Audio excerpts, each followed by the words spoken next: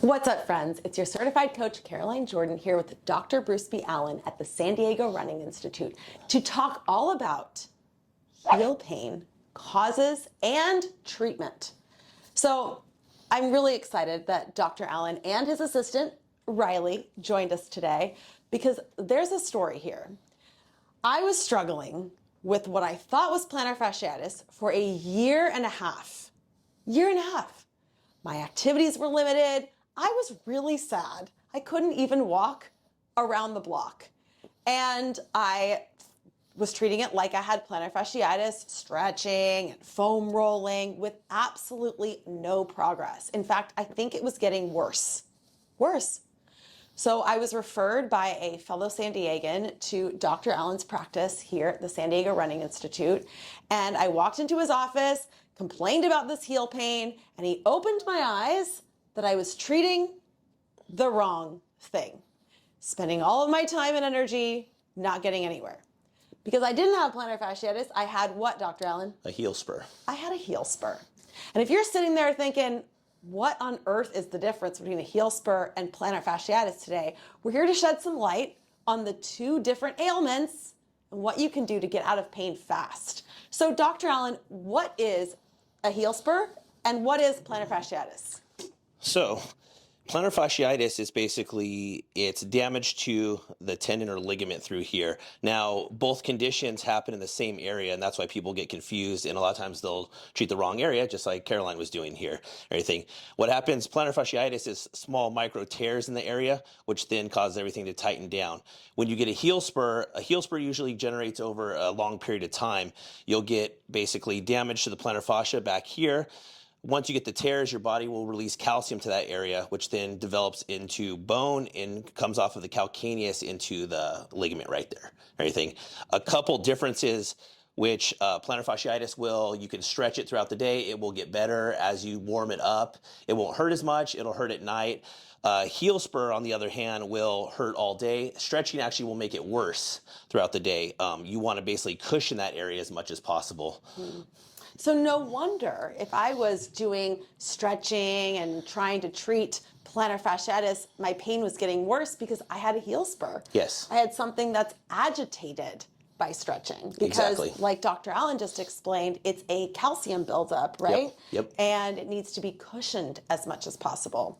So if you've been treating plantar fasciitis without any success, chances are you might need to get a second opinion on what the cause of your heel pain actually is. So finally, when I started working with Dr. Allen and treating a heel spur, I saw progress. Thank goodness.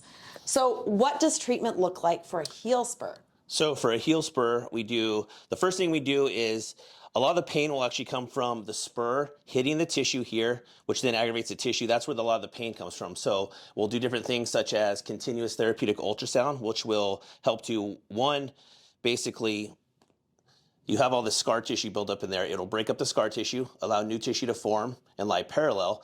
And so we're breaking up the scar tissue in there. It also will help to knock down the spur a little bit. Now, it won't completely get rid of the spur, but it can take away the irritation in that area.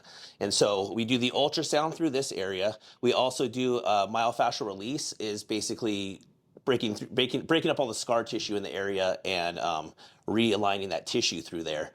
The big thing for long-term success would be, one is making a custom orthotic to correct the biomechanics. And then what we do is we actually find where the spur is and we actually cut out this whole area so that the spur actually truly floats. So when it's sitting on here, this area is basically floating in there. So you're reducing all the impact to that area. Mm-hmm. So what I did was I saw Dr. Allen for 2 treatments twice a week for how many weeks? About 5 weeks. About 5 weeks. We did ultrasound. We did Graston, which was the myofascial release he was talking about breaking up that scar tissue. And then we also made custom orthotics. And my custom orthotics have a cutout for my heel spur. I wear them in all of my shoes, even my spinning cleats. And it's helped significantly. I have no more heel pain. I've resumed to all of my activities. And every time one of my friends or clients complains about this nagging heel pain that they've been treating, I always refer them to Dr. Allen because not only does he have an in-person practice in San Diego, he also meets with clients all over the world on Zoom and makes them orthotics via Zoom. Yes, he's that talented. But it's true. Sometimes you think you're treating the right thing and just spinning your wheels, not getting anywhere. And you know, one thing too, it doesn't always take that long to heal it, depending on how long the person. Now, Caroline had it for over a year, so hers was going to take a little bit longer. But if somebody has it for, let's say, 2 months, sometimes it even heals faster than that, as long as you're doing the right therapy in there. Right. So I really want to encourage you, if you're out there struggling with heel pain, you've tried all of the right things, to seek an expert opinion. You know, we all need people on our support team to help us be the healthiest and strongest versions of ourselves. I can't do my job without the people that help me stay healthy and strong to do it. So I wanted to share Dr. Allen, his practice, and how he's helped me so much with our community, because I know many of us struggle with nagging ailments that we just can't seem to solve on our own. And that's why getting expert help can be a godsend. True godsend. So, Dr. Allen, are there any other things you want to share about heel pain, plantar fasciitis, heel spur with our audience? Well, a couple things. So with tissue healing, when you're trying to heal this area, heat actually does a lot more than ice. So the heat actually drives blood flow in there, and blood flow is really what heals tissue. One misconception you see a lot online is freezing a water bottle and rolling your foot on it. And if you think about this, a frozen water bottle constricts all the blood vessels, but the whole point of rolling it is to get more blood flow in there. So you're actually doing something that's basically counteracting the other. Everything. So no rolling on ice cold water bottles. Yes. Everything. Yeah. Save your time. Yep. It would be better to get, you know, a foot roller through there. There are some home things you can do sometimes. You can tape the arch with rock tape and everything. So we'll do that for a lot of different athletes. There's also, you can use something like a heel cup in there, which will help cushion it. This works great for a lot of dress shoes that don't fit a custom orthotic in. Everything, but the main thing would be a custom orthotic here to basically fix, you know, for the long-term fix in there and everything. A lot of people finally find out they have an actual heel spur once they get an x-ray and everything. One thing being said with the heel spur too is it doesn't necessarily depend on the size of the heel spur, it's more the shape. So you could have one that's pointy, that's only 2 millimeters, and fill it every step you take.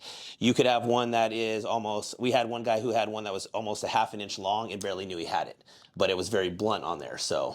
Interesting. And now I know orthotics are an investment, but truly when you think about it, your feet are how you get around in life. Yes. And my orthotics have lasted a couple of years, and they're still in great shape.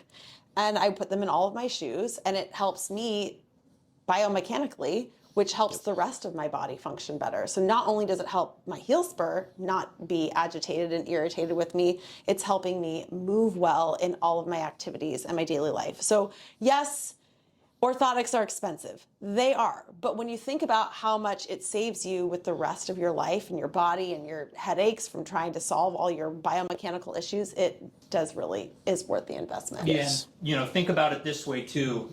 We treat patients in 30-minute windows, and we always stress to them with all injuries, but especially foot, because like you said, you can never completely rest a foot issue. You have to be able to walk around from here and there, get from your car inside the store, get from your car to inside for treatment. And I think it's important to think about, how can I protect my foot in the other 23 and a half hours a day that I'm not somewhere getting treatment? And that comes down to whether it's a combo of the orthotics, the heel cups, the taping. You have to have the foot in a situation where you can survive day to day without constantly putting pressure on the heel and making it worse. It's true. So friends, I hope you gained some insight towards heel pain and something you can do to get out of pain and back into the things that you love doing. Dr. Allen is available on Zoom for people all over the world to consult with them on their conditions and help them find the best way to solve their problems so that they can live an active and pain-free life. He's helped me through a sesamoid injury, heel spur, back pain, variety of different things, and I can't recommend his practice enough. And Dr. Allen, we're so grateful to have you here on the channel sharing your knowledge with us, and Riley too, of course. Friends, all of his information is included in the description box below, so simply visit, expand, and you will find Dr. Allen at the San Diego Running Institute. Good luck with your heel pain, my friends. We hope that you find a solution soon. And till next time, I'll see you next time. Thank you.